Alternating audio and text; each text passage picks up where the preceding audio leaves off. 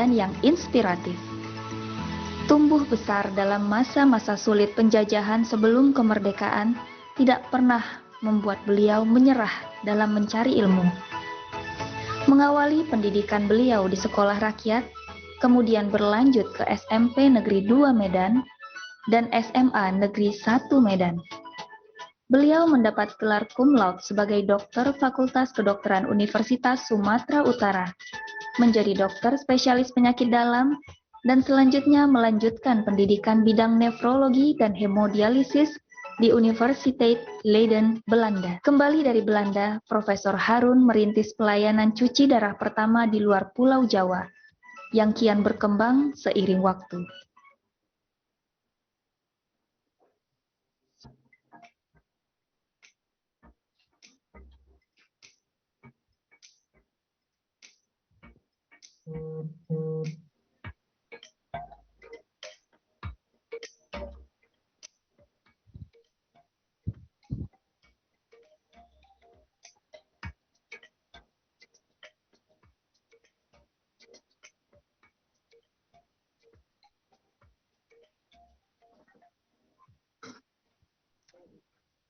Assalamualaikum warahmatullahi wabarakatuh.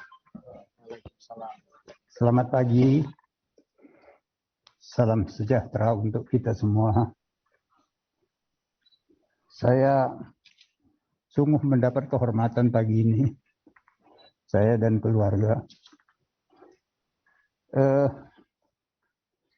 Suatu hal yang belum pernah saya impikan. Penghargaan ini akan menambah inspirasi kepada para anak didik yang terus-menerus kita bina oleh karena masyarakat Indonesia yang mendekati 200 juta sekarang itu memerlukan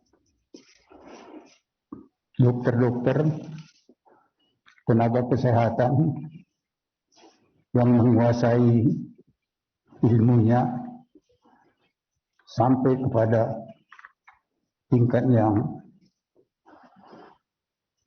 dapat memberikan pemahaman, pengertian kepada seluruh masyarakat, dan akhirnya masyarakat mampu dapat menimba ilmu dan menjaga kesehatan mereka sendiri.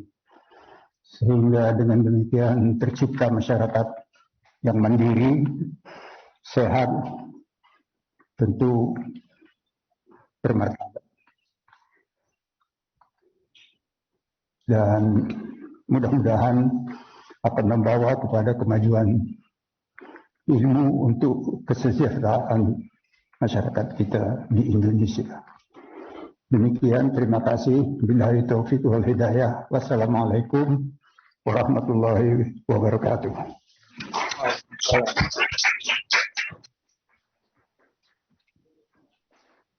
Selanjutnya, pemberian INASH Award akan ditujukan kepada Dr. Ariska An Sunarta, spesialis jantung dan pembuluh darah konsultan.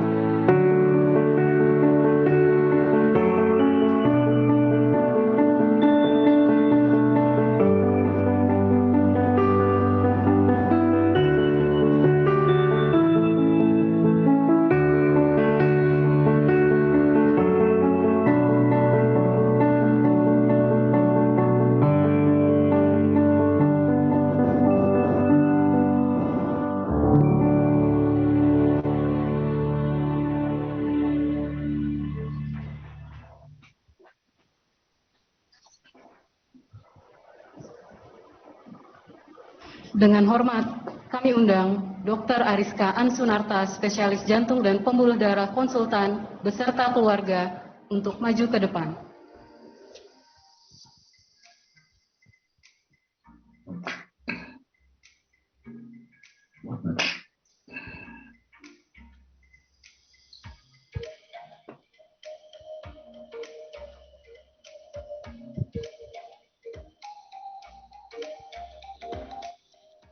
Pertama-tama ingin saya ucapkan sangat-sangat terima kasih kepada Ina SH yang memberikan award ini, yang sebenarnya saya tidak duga, dan yang penting I don't deserve it rasanya.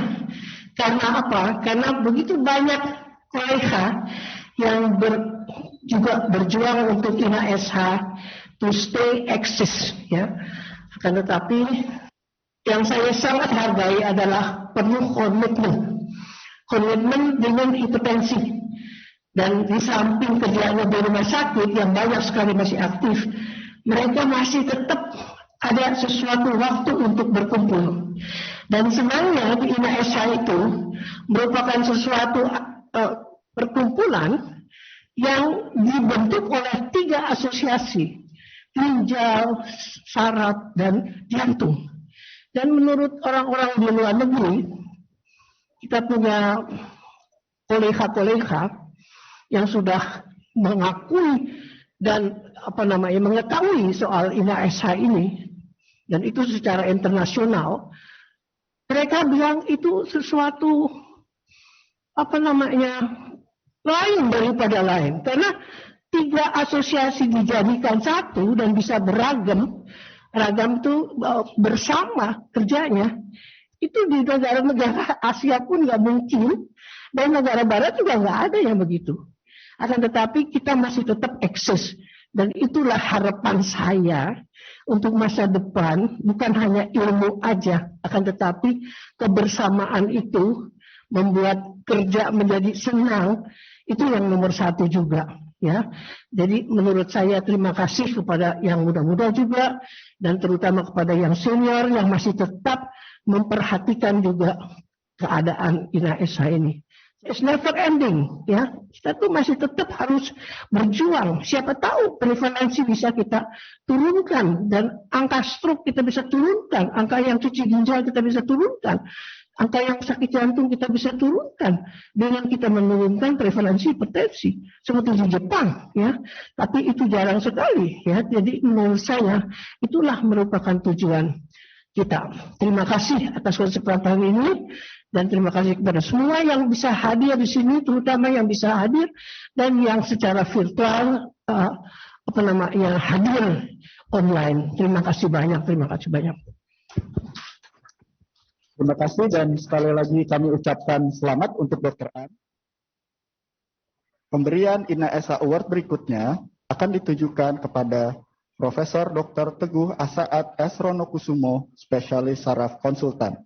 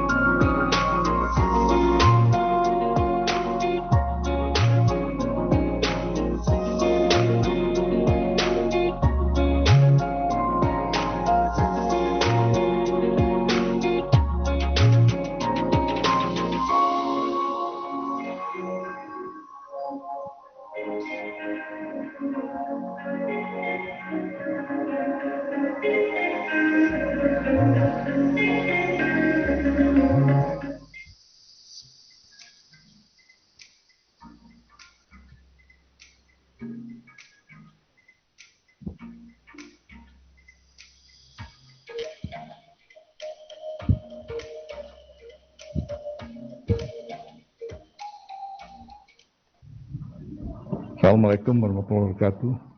Selamat pagi, salam sehat, bahagia dan sejahtera untuk kita semua.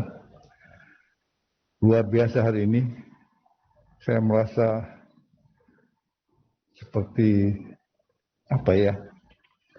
ternyata tidak sia-sialah guru-guru kita membuat perhimpunan ini, dan suatu hal yang luar biasa menurut saya. Generasi penerusnya masih melihat jejak perjalanan dan ide guru kita untuk mewujudkan profesi luhur kita, sehingga kita hidup ini bermanfaat untuk semuanya. Hidup harusnya selain berkualitas, tapi juga beradab dan bermartabat. Nah, inilah kita tidak usah mikirkan bahwa kita suatu hal yang nggak tahu ya. Di depan kita tidak bisa menentukan bahwa ini bermanfaat tidak. Sehingga apa yang ditetapkan oleh INAESA khususnya pada ketua memberikan INAES Award pada saya, itu bukan untuk saya sendiri, tapi berarti kita menyetujui eksistensi kita semuanya, khususnya hubungan erat kita, dua disiplin ilmu yang menjadi satu ini, tetaplah kita pertahankan. Kenapa demikian? Ternyata tiga disiplin ilmu ini adalah suatu inti, suatu kualitas hidup dari manusia. Dan kelihatannya juga kita belum selesai dengan hipertensi, sehingga kita harus bergerak lagi. Nah, belakangan ini mohon juga, itu kan kita hipertensi adalah makros sirkulasi atau blood vessel problem. Sekarang kita sepakat itu small vessel problem. Nah, itu suatu kaitan saling menghubungi, dan itu menjadi masalah yang sangat berat. Tapi kalau kita bisa pada dasarnya seperti hanya pemikiran para guru kita, founder kita, itu sebetulnya sangat basic. Problem ini ada hipertensi, tapi sekarang ditemukan lagi ada yang lebih dasar lagi, yaitu wajah kita sama-sama multidisiplin ini menggalakkan tentang small vessel, yaitu masalah perisit, endotel, dan membran basalis, yang itu luar biasa. Kita perhimpunan ini jangan ketinggalan apa yang tadi disinggung oleh Dr. Ans. Teknologi luar biasa, data itu penting sekali. Jadi dengan perhimpunan bersatu ini, data semua aspek kita kumpulkan. Tadi adik, anak, ponakan, cucu saya akan meloncat lebih jauh lagi, karena kita dikaruniai oleh Tuhan negara yang kaya, kemajemukan yang ada di sini. Hanya kesatuan dalam kemajuan kita bisa mencapai apa yang akan kita cita-citakan, khususnya pada guru-guru kita yang telah merintis jalan tersebut. Sekali lagi terima kasih atas nama saya pribadi, keluarga, dan Perhimpunan Ahli Saraf Indonesia. Terima kasih. Wassalamualaikum warahmatullahi wabarakatuh. Selanjutnya, kita akan menyaksikan pemutaran video lagu persembahan para dokter untuk 3 guru penerima INAESA Award hari ini. Kepada hadirin yang terhormat, selamat menyaksikan.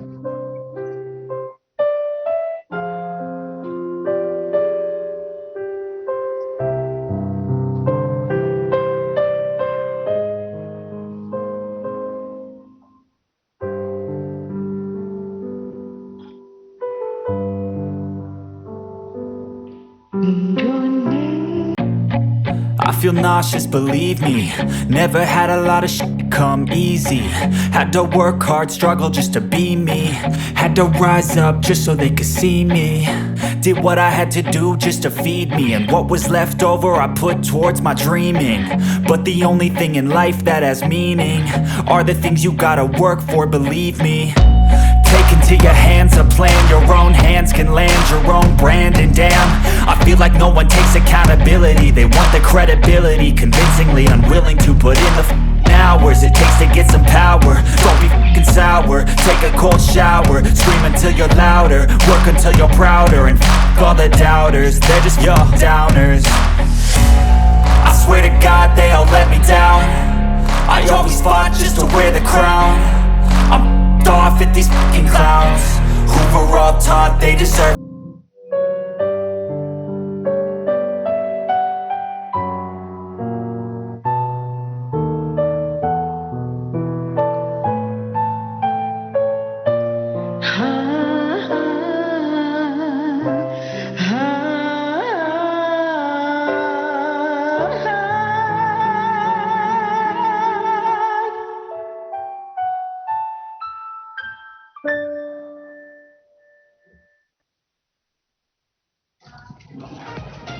Hadirin yang terhormat, kita telah sampai di penghujung acara. Demikianlah rangkaian acara INA SH Award 2021 pada siang hari ini. Kami ucapkan terima kasih kepada seluruh hadirin dan tamu undangan atas kehadirannya.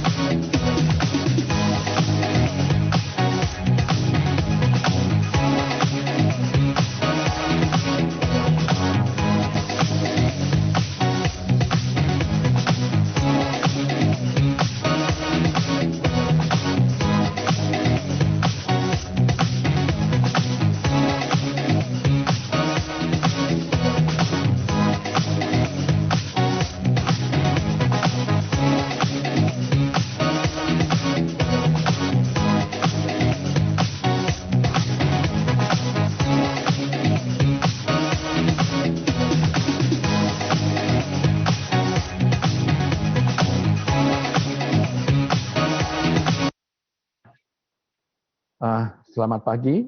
Assalamualaikum warahmatullahi wabarakatuh. Pagi ini kita ada simposium dengan tema The Might of Water and Salt.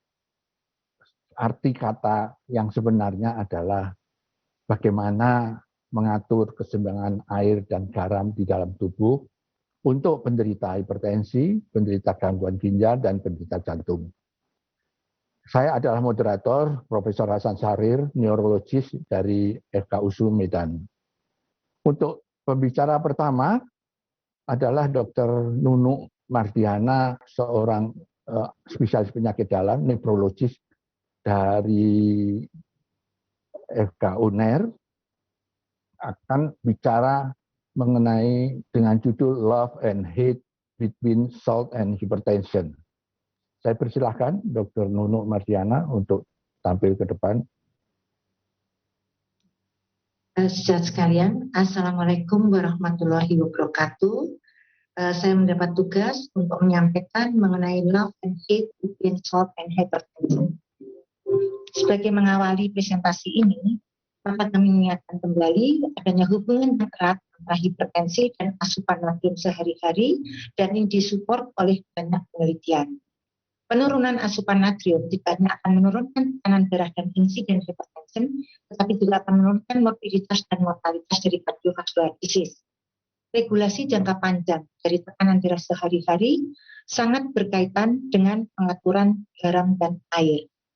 Dikatakan bahwa mekanisme pressure natriuresis merupakan suatu fenomena fisiologi di mana adanya peningkatan tekanan darah pada renal arteri akan meningkatkan peningkatan ekskresi daripada garam dan air. Saudara sekalian, kita tahu bahwa tekanan darah diperankan diatur oleh cardiac output dan total peripheral resistensi dan dipengaruhi oleh berbagai faktor sebagaimana yang tampak pada slide. Garam sendiri mempunyai elektrolit, merupakan elektrolit yang penting untuk sejumlah kondisi sebagaimana yang ada pada slide ini. Harap kita ingat bahwa garam adalah merupakan makanan yang paling banyak kita konsumsi sehari-hari. Dan dikatakan bahwa hampir sebagian besar makanan yang diproses itu menggunakan jumlah garam yang cukup tinggi, dan mungkin lebih dari 75% asupan natrium yang kita konsumsi sehari-hari berasal dari makanan yang diproses. Sejumlah penelitian epidemiologi, evolutionary, dan clinical study telah mengkonfirmasi bahwa asupan natrium mempunyai peranan yang penting terhadap peningkatan tekanan darah. Salah satu penelitian adalah INTERSALT study yang menghubungkan suatu epidemiologi study yang menghubungkan antara asupan natrium dan hipertensi. Dan dikatakan hasil adanya hubungan yang positif yang signifikan antara asupan natrium dengan tekanan darah. Studi yang lain yaitu top 1 dan top 2 menunjukkan bahwa asupan garam yang kita turunkan sehari-hari mempunyai efek anti-hipertensi yang signifikan. Yang penting dalam trial ini adalah studi jangka panjangnya, yaitu dalam 10-15 tahun, selain menurunkan tekanan darah maka terdapat penurunan yang signifikan dari cardiovascular event sebesar 25%. Studi yang lain saya rasa kita semua tahu yaitu DASH study, yaitu suatu multi-center clinical study untuk pasien-pasien hipertensi maupun tanpa hipertensi. Ditunjukkan di sini bahwa penurunan asupan natrium akan ikut menurunkan tekanan darah, sedangkan DASH diet yang kaya akan sayuran dan buah-buahan ikut menurunkan tekanan darah lebih besar daripada kontrol. Dan DASH diet ini dan DASH study ini sangat penting dalam public health issue, tetapi hal ini akan tergantung pada kemampuan masyarakat dalam memodifikasi dietnya dalam jangka panjang dan secara terus-menerus, serta ketersediaan makanan-makanan yang mengandung natrium di pasaran. Bagaimana peran ginjal pada hipertensi esensial? Dikatakan ada predisposisi genetik yang berasal dari ginjal. Ini terbukti bahwa transplantasi antara tikus yang salt sensitif apabila dengan hipertensi apabila diberikan pada tikus yang non-hipertensi, maka resipien ini akan mengalami hipertensi. Sedangkan sebaliknya apabila transplantasi dilakukan dari tikus normotensi kepada tikus yang hipertensi, maka akan terjadi pencegahan terjadinya hipertensi. Bagaimana sebenarnya patogenetik mekanisme gangguan natriuresis? Dikatakan bahwa pada esensial hipertensi pada manusia maupun pada binatang, secara genetik tampaknya sudah ada kapasitas natriuretik yang terganggu. Pada tikus-tikus yang short sensitif, ternyata memang ekskresi sodiumnya lebih rendah daripada short sensitive. Sedangkan hipertensi sendiri ternyata juga diturunkan karena 46% hipertensi ini terjadi pada mereka dan dua orang tuanya mengalami hipertensi. Sedangkan studi pada normotensi kulit hitam dan individu di atas 40 tahun menunjukkan bahwa memang ada respon natriuresis yang lebih lambat. Dan sekalian telah dikatakan bahwa pemeliharaan tensi secara jangka panjang diperankan oleh homeostasis air dan garam. Slide ini menunjukkan bahwa apabila didapatkan peningkatan tekanan darah, maka akan terjadi peningkatan kapasitas daripada natriuresis untuk memperbaiki tekanan darah tersebut. Secara normal, ginjal akan mereabsorpsi hampir 100% cairan natrium yang difiltrasi. Dan ini melalui sejumlah proses yang terjadi di tubulus ginjal. Dari sejumlah proses tersebut yang banyak dipengaruhi oleh AA sistem adalah epithelial natrium channel. Adanya tekanan perfusi yang menurun atau penurunan penghantaran natrium ke distal akan menggerakkan RAA sistem yang akhirnya akan meningkatkan aldosteron. Aldosteron ini akan menstimulasi sodium reabsorption dan itu melalui tempat-tempat yang diatur oleh natrium chloride cotransporter dan epithelial natrium channel. Apakah hipertensi ini merupakan syarat terjadinya gangguan natriuresis? Telah dikatakan bahwa pada status hipertensi, setiap status hipertensi, maka kurva natriuresis akan bergeser. Dan tampaknya esensial hipertensi itu mempunyai underlying adanya abnormalitas pada ginjal. Dan itu akan menimbulkan satu kompensasi respon hormonal maupun mekanisme untuk mengembalikan balance natrium ke arah normal. Ada dua hipotesis. Hipotesis yang pertama adalah adanya natrium kalium ATPase inhibitor. Jadi setiap adanya gangguan natriuresis maka akan meningkatkan cairan di dalam tubuh dan ini akan merangsang atrial natriuretic peptide untuk meningkatkan